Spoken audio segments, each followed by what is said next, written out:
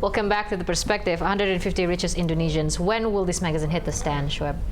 Hopefully it will hit by the next weekend. We are now in the final production stage, so we will probably go to print by this weekend. So look out for it. It's coming out soon.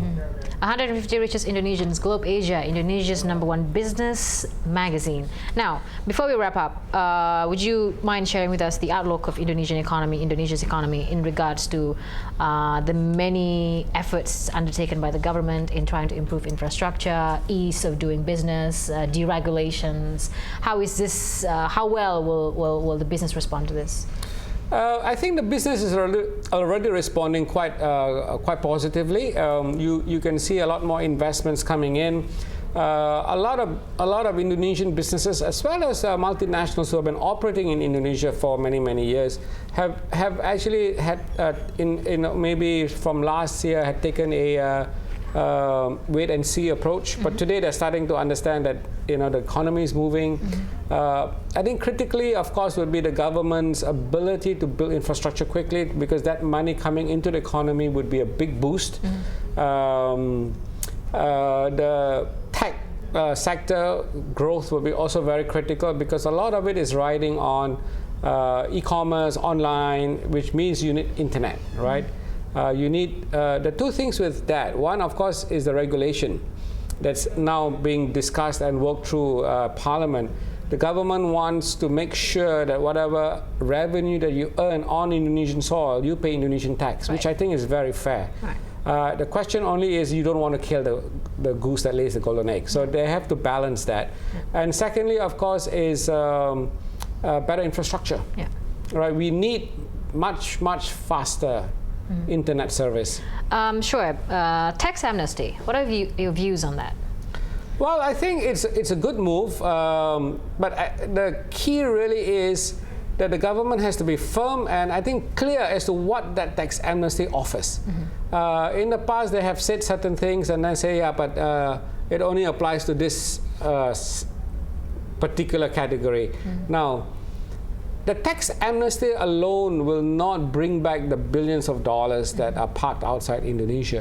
But what it will send out is a signal that the government understands that it needs to work with the business community. Unfortunately, there is a perception here that if you have money parked outside, you've done something wrong. That's not the way it is. Really, today, Indonesia has to compete for funds. It cannot say, I want you to come back. Well, why would I come back with my money? Firstly, the financial sector is not deep enough to absorb so much money. So you bring this money back. What do you do with it? Just let it sit in the bank? That's the question, isn't it? When we come back, I think the ministers are asking the same question. Where do we channel these funds that are coming back? We have to be ready to accommodate this much funds that's coming into Indonesia.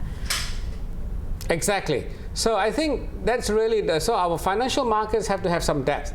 You need to create financial products so people can park their money in there, get a decent return, while the money then is used to fund and fuel the economy. That's how it works.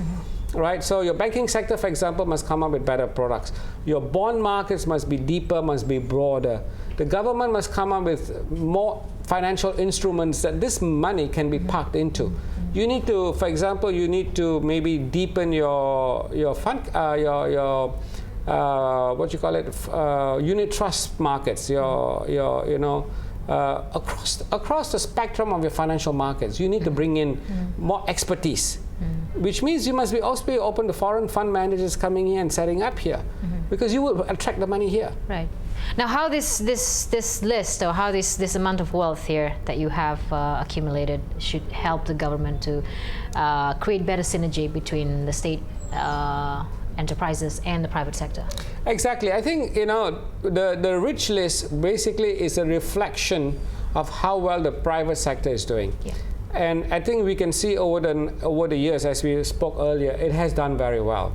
Now, I think the next step really is for the government to look at the private sector as a partner in building infrastructure, in creating new industries, in creating new innovations. Right? For example, we don't really have a science park or a tech park. The government can work with the private sector to create a tech park where you invite industries and companies to set up right? And you co-create. Yeah. And that's the name of the game today. It's not just, oh, I do this and you do this. Yeah. You come together and say, let's co-create, you know. And I think if we start thinking like that, we'll do very well. Okay. All right. So 150 richest Indonesians on Globe Asia will be hitting the stand on Saturday. Next week. Next weekend. Make sure you don't miss that edition. Any last words, Shoeb? Well, thank you for having me. This has been a very interesting discussion. I'd just like to say that, you know, we at Globe Asia, we've tried very hard to reflect the business sector in Indonesia. I think we have had a good track record. The Richest is a very exciting project for us. It is our, what we call our main signature issue for the year. I hope that the readers enjoy it. Yeah, and I think you've been doing a great job at measuring Indonesia's wealth, at least from 150 richest Indonesians. Thank you so much for sharing.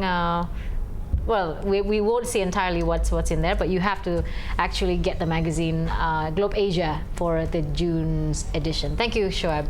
Thank you very much. I'm Florence Armein for Perspective on Jakarta Group News Channel. Until next time.